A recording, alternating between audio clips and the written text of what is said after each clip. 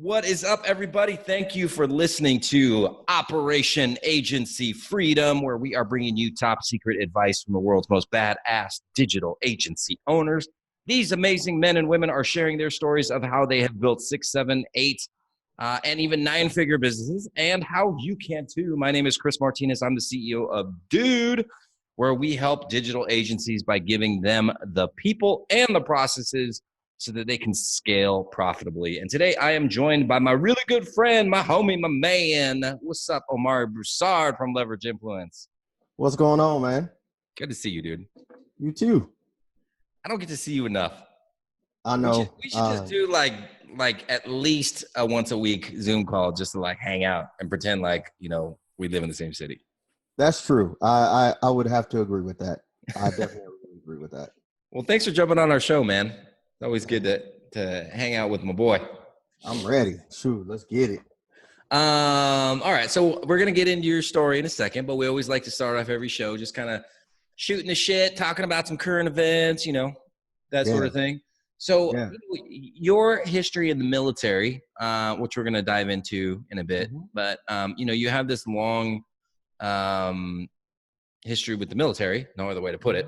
And so as you transition from military to entrepreneurship, I want to talk about that, man. I want to what is your take on the military and entrepreneurship? Is it conducive? Does it some ways make things harder? Does it make things easier? How is your experience in the military played a role in your now new role as an entrepreneur? Good question. I would have to say, I've said this, I was asked the same question on an interview with Business Insider, and I answered it like this. The military conditions you for the challenges of entrepreneurship, but it's up to the member, right, to get the specific skills, right? So, you know, the ups and downs, the adversity, the being resourcefulness, and not always having what you need, things not always going your way. You spend some time in the military, you're able to deal with those things a little bit easier than most people, right? However, the exact skills of your specific job in the military may not translate, right? Can you give me an example of that? So let's say your role was in comms, right? Yep. So let's say I'm a comms guy, right? And I know how to use computers and work on computers and work on communications and talk on the radio, right? Those skills are good. I mean, they're not horrible, but as an entrepreneur, right, I can take from those experiences, but I'm not working on SATCOM right now. I'm using chatbots. You know, I'm communicating via, you know, my emails aren't written the same way. Right.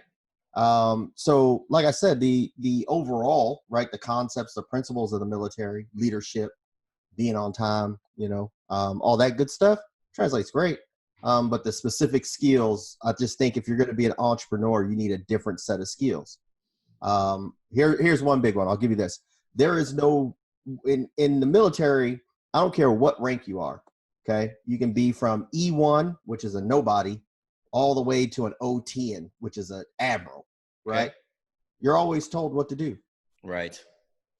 Entrepreneurship, don't nobody tell me what to do when I wake up at 4 o'clock in the morning. I got to figure out what I'm going to do that day, you know? Absolutely. So I think that's a huge difference. Now, I cheated, right? I'm very upfront with this. I cheated. I started being an entrepreneur while I was in the military. So when I got out, I was already, you know, a little bit there. You taking your beatings in the entrepreneur world. Yeah, I was getting, you know, although I had a good cushion, I was able to make some mistakes while I was in.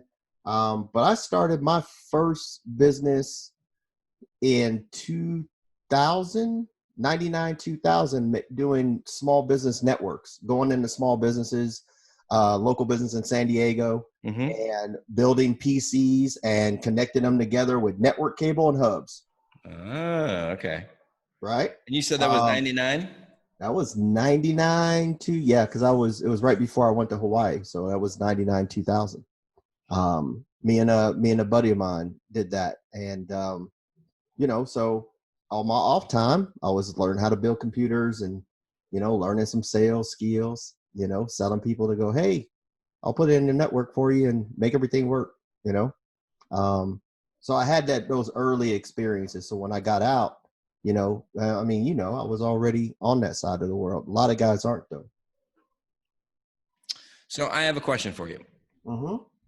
I personally, in my limited experience, kind of being side by side with people who are in the military, and then go into the world of entrepreneurship. I know that that's one of the organizations that you're involved in. That's all you guys do is help guys in the military transition into entrepreneurship. In my limited experience, I have seen some challenges that newer entrepreneurs who are coming out of the military face with the fact that people don't do what they're supposed to do. Yeah. So I kind of sense that in the military, you don't have a choice. Like, you're told to do something, you got to do it. Otherwise, you get your ass beat or thrown in jail or whatever. Right. But in the real world, or at least the business world, people don't always do the smartest thing. They don't always do what they're told to do. They don't make logical decisions under pressure. Mm-hmm. And they don't have training like the way that you guys do, so that they know how to respond to different situations or whatever. So I've seen that being a big obstacle for newer entrepreneurs to come out of the military, because they just don't know how to handle that sort of irrational, what's the word that I'm looking for? The irrational chaos of real life. Right. So what's your take on that? Yeah. So in the military, you start from the ground zero, right? I'll give you an example on both sides. So in the military, they bring you out of, I joined when I was 17, right? Okay. So here I am, graduated out of high school. I joined the military. From day one, they tell you what to do, where to be, where to go. And then you kind of graduate, you get out of boot camp, go to school, learn something. Then you get into the real world of the military, which is an actual command, and someone is there to guide you. Okay. Someone is there to teach you right from wrong. And if you mess up, there's someone there that's going to say, hey, you got to square this away, which happened to me when I was a young kid, right? Oh, yeah. I can't imagine that ever happening. Come on. Right? I had to get squared away a couple times. I had to realize what we were really there for, right? And then the gravity of the situation is different, right? If you screw something up on a deployment, somebody can die. So the gravity of the situation. Now let's flip it. In entrepreneurship, I believe most entrepreneurs buy into this dream that's being advertised as, I can do whatever the fuck I want. Yep. I can deal with who I want. I can work how I want. I can work when I want. Well, there's no real, how many entrepreneurs are actually trained from the ground up to be an entrepreneur? How many entrepreneurs follow some of the previous entrepreneurs that ran great businesses? No, it's, I have a skill, or I believe I have an idea, and then I'm going to go build this idea. My whole deal, right, is not the main dream is not to serve people. The main dream is to live life the way I want, make money. So when you have that, there's a lot of wiggle room in there, right? There's a lot of there's a lot of okay, I can run a business where my job is to give the best value to my customers, right? That's one side. That's probably the best side to be on. But then there's the other side that says, hey, I'm going to do as little as I can to make as much money as I can, so then I can go do whatever the hell I want, right? So there's a huge gap in the middle. So I think that's, one of the things. There's no, you came up, even for Dude, right? You came up with those, you and the team came up with those core values, right? Those core values weren't, when you opened Dude, they weren't given to you, right? And those core values are supposed to be the boundaries, the rules. I just came up with ours for Leveraged Influence. We have 7 of them. I remind the team about them every day, right? That's not, you learn that by reading a book or getting mentors. And not everybody in entrepreneurship has that. Right. Cool. Awesome, man. Does that answer your question? It does. Thank you very much. So you just mentioned Dude. Let's learn more about you and Leverage Influence. So let's go back though. So you're in the military, you start networking computers, and then you get out, and let's take it from there. Or let's take it from, right before you got out. That was when you really, I think, started to embrace entrepreneurship, right? That's kind Oh of yeah. So there's a big gap between 2000 and 2015 when I retired, but 2012 is when I started what I consider my first business, 10X Defense, which is a firearms training company, which is still running. So that's kind of where I think the difference between that when I started 10X Defense and when I had the computer business way back in the day was I had mentorship. You know, I had a lot of mentorship starting in 2012. And then, so I launched January 2012 was when 10X Defense was born. But that was after about 5 years of being a firearms instructor as a contractor out in the private sector, not in the military. I did more teaching outside the military than I did for 5 years. And 10X Defense started, and I went to a range in Nevada, drove 6 hours from our home, San Diego. And the range was empty, and it was 100 degrees. And I was told there were going to be people there, but nobody was there. And that was the day I realized, like, oh shit, like marketing is a thing, right? If you can't build it and they will come. That is false, right? So, of course, I came back from that trip and really dove into marketing. So then started doing some marketing consulting, then retired at 2015. From the Navy. From the Navy, retired from the Navy after 21 and a half years. Moved to Texas in 2017. Met my business partner, Andrew O'Brien. He was in the PR world. Him and I have been hanging out for about a year. And then we launched Leveraged Influence, actually started in the tail end of December of 2018. So that's how I got from there to here. Okay. And what is it that you guys do? Let's hear that. Let's hear about it. Come on. Yeah. So Leveraged Influence is more or less a PR consulting company, right? However, we took a different spin on it. Basically what we do, our main offer is we're probably no different than a Facebook ads lead company, right? You have Facebook ad agencies that their whole job is just to bring in leads. Well, we took kind of that same model and did it for PR. So our clients hire us so they can pitch media outlets. We pitch the media outlets for them and get the connection. And then once the connection's made, then that client kind of takes over and solidifies the interview or whatever it's going to be, which is pretty much the toughest part of PR, right? Yeah. I mean, dude, like I've never really gotten much PR, but I don't think I'm very good at it either. Partly because I think that anytime I write anything, it ends up sounding like sales copy, which media outlets do not like, unless you're Fox News and your last name is Trump. But no, in all seriousness, like I suck at PR. I didn't even know where to start. So I think this is a fantastic opportunity for businesses who are looking to get PR. Like, what are some of the big things that other companies struggle with when it comes to PR? And secondly, what are some of the big benefits that people get from PR? Great questions. Yeah. Now, I'm going to preface it with this. With Leveraged Influence, I'm definitely more of an owner than a technician. But when you partner with a PR guy and you become an owner, you learn a lot about PR. So here's the deal.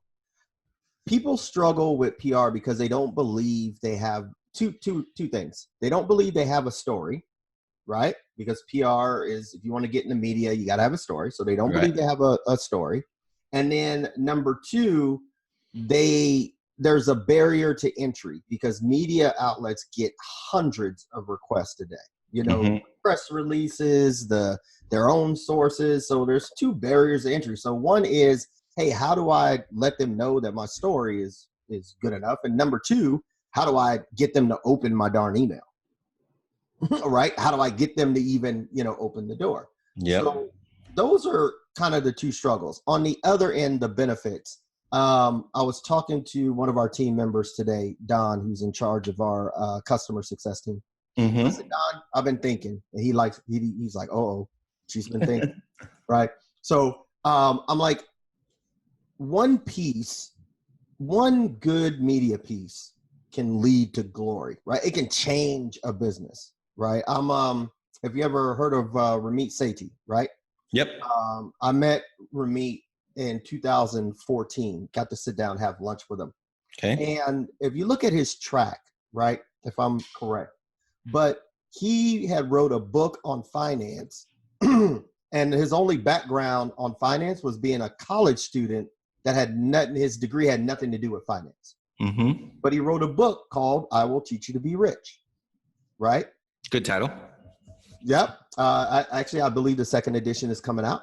So he just had a different take on finance, right? It was in a time where people were saying, hey, stop buying lattes. And Ramit was like, fuck that, buy your latte. Just make sure your money goes where it goes. That book got picked up and that idea got picked up by the Wall Street Journal. Mm-hmm. And it completely changed his entire life. One media piece.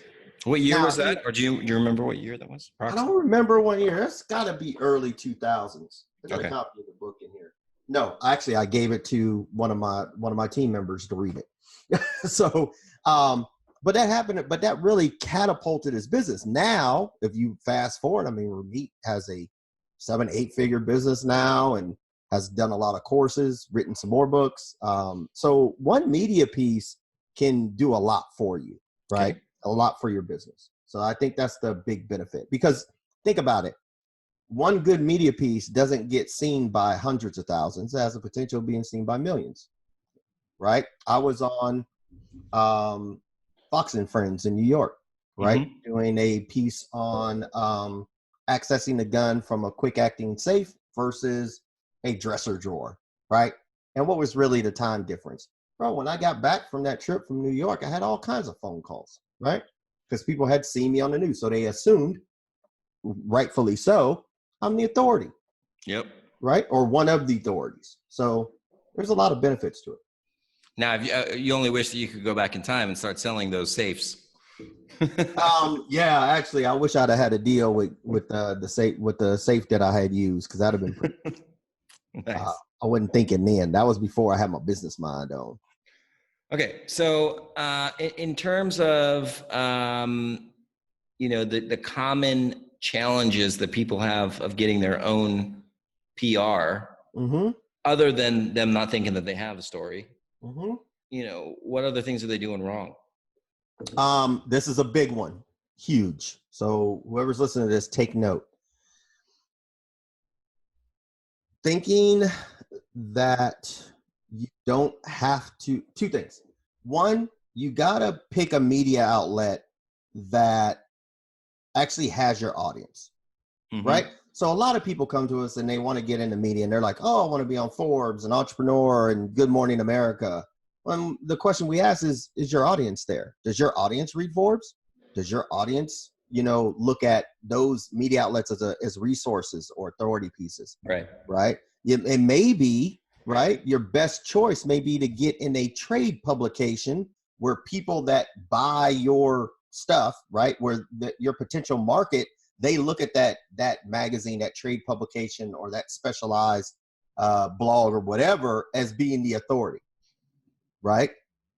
So not all the time is all media, they say all publicity is good, which is kind of true, but I'm a direct response marketer at heart. So Mm-hmm. targeted media would be better served, because if you can get enough targeted media where you get seen by your potential customers, the bigger places will see you, right? Yeah, I mean, just even from a sales and marketing perspective, I'd rather talk to 100 of my ideal perfect client than 100,000 of people who aren't going to be a good fit. Bam, that's the trick. That's the trick. Now, the other thing is looking at actually before you reach out, and this is something that we do, is researching the media contact that you're trying to pitch, Okay. right? What do they write about? What do they care about? What, those are the big things, right? What are they writing about? What do they care about, right? So for one instance, we had and of course, we don't do it perfect all the time, but we had a client, it was a good client. One of our account managers pitched our client to a media contact. Mm-hmm. The only problem was the media contact wrote about billionaires, right? So she still called us. Yeah. Like she got on the phone and called us. I think she was with, I think it was Forbes or Entrepreneur, but she actually reached out to us and we had to go, hey, apologize, but we realized you write about billionaires. We're not there. You know what you should have done? All you have to do is change the currency, man.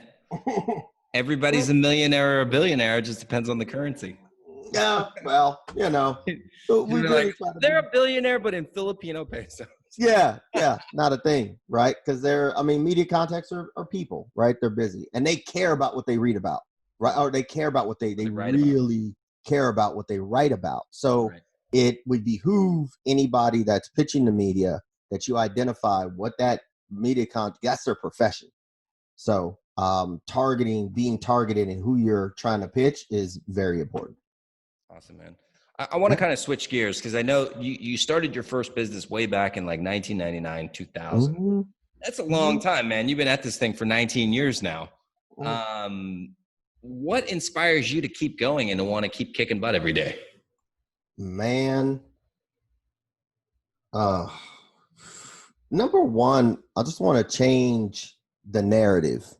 Right? I want to change the narrative of where my background is, where I come from. That's huge for me, right? I grew up in Southeast San Diego. We didn't have a whole lot of opportunity out there, gang violence, all the other stuff. And I just wanted to be different, to stand out and matter, right? I want to change my family history, right? And in some ways I've been able to do that, right? I'm the second person in my family to have over a 20-year career. I'm the first chief petty officer in my family. I'm the first male in my family to have 3 college degrees, 2 masters, 1 bachelor's. And now I'm chasing that next thing. I want to be the first, real entrepreneur in my family. Mm-hmm.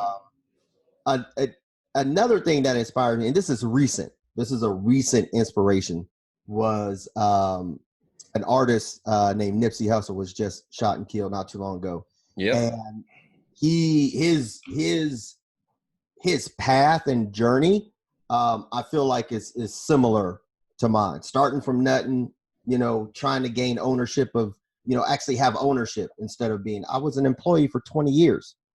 Like already, I turned 44 this year. So it's really a deep rooted, like, I just want to change the game.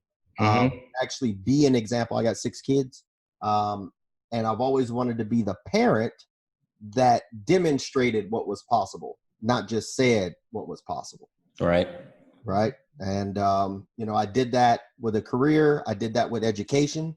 2 of my kids are getting ready to go to college. One's in college. One's getting ready to go, the 2 middle ones. And I always told them, you can be your own boss. Right. So now it's my responsibility to show them they can be their own boss by being my own boss. So that's awesome, what inspires. Man. Is there any like trick or tactic that you go to whenever you're feeling down? Because we all have those moments where like, God damn it, this freaking sucks. Yeah, man. Well, what do you do to snap out of that and get back on track? 2 things. Number one, I know what it feels like to really like have a sucky situation. Being in the military, doing 4 deployments, the training that I did, I've been in some pretty sucky situations, and I can always look back and go, I'm not freezing cold. I'm not, I don't have the potential of dying, by being shot. So that's one, right? I always look back and go, hey, I'm built for this. Right.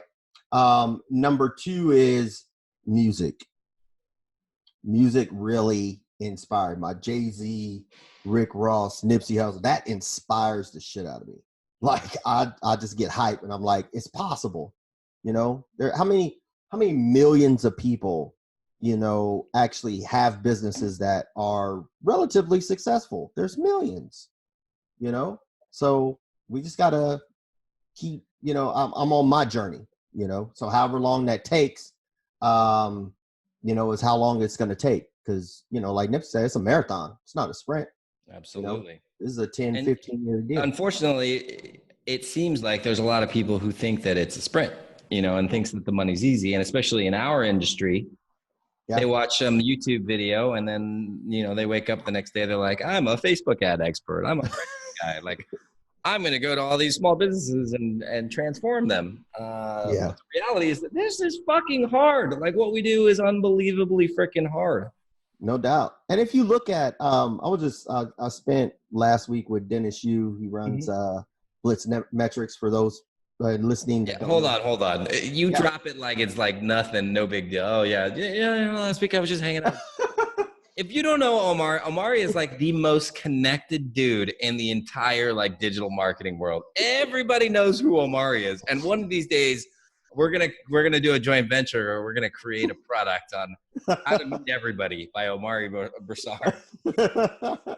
Anyways, go ahead, finish your story. So, you know, being with Dennis, you know, he's been in the game for a while, and you know, I look at it and I'm like, you know, this really is a 10 to 15 year game, right? Number one, if you look at all the major guys, like a Dennis Yu, like a Ryan Dice, or look at their trajectory, they started 10, 15 years ago. Right. You know, before they got to where they are now. You know, I can look at that across a lot of, you know, successful business owners, right? 10 to 15 years is the game. So a lot of people, I used to always say, I still say it now, it's not for everybody. You can do it for 6 months. You can do it for a year. You can probably get away with it for 3 years. But for 10 years, not everybody has that mentality. So, or that strength, I would say, that mental strength to be able to just keep going. Yeah, no doubt. Yeah, I kind of like somebody actually asked me the other, like the week that we had our grand opening party for our office. Kid came over to me. He was a friend of one of our staff, and he's like, "Hey, I really want to learn about entrepreneurship. Like, what does it take?" And I'm like, how many times are you willing to get punched in the face? Yeah, and just keep going. Like, you need to have an unbelievable pain tolerance. Yes, to get through this, man. Like, because you're going to have obstacles every single day. Every day. And you just got to make a decision that it's worth it. And then I'm just going to keep going. Yeah, no doubt. No doubt. I agree. And it changes.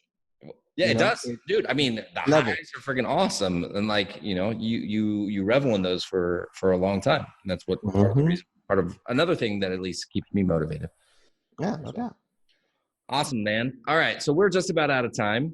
So for the handful of people who have not yet met Omari Broussard, what's the best way they can get in contact with you? Best way to get in contact me is on the social. So if they go to the Omari Broussard, TheOmariBroussard, that is my public profile. We gotta put that in the. We gotta put that. Yeah, put that in the show notes so that we have that all written out. But that's where I hang out at. That's where I do all my stuff. Leveraged Influence is we have a Facebook page. We really like to see people there. And I'm definitely on Instagram. I get a lot of DMs. So Omari Broussard on Instagram. But I'm social. I travel a lot. So, you know, I'll be around. Holla at me. Who would be the perfect person to reach out to you? If you are it depends on what project I'm doing. But let's say leverage influence. If you're a small to medium business, that, you know, I always say the sweet spot is $500,000 plus. You have some content going out, or you're a startup that's funded. We do have some clients that are in that phase.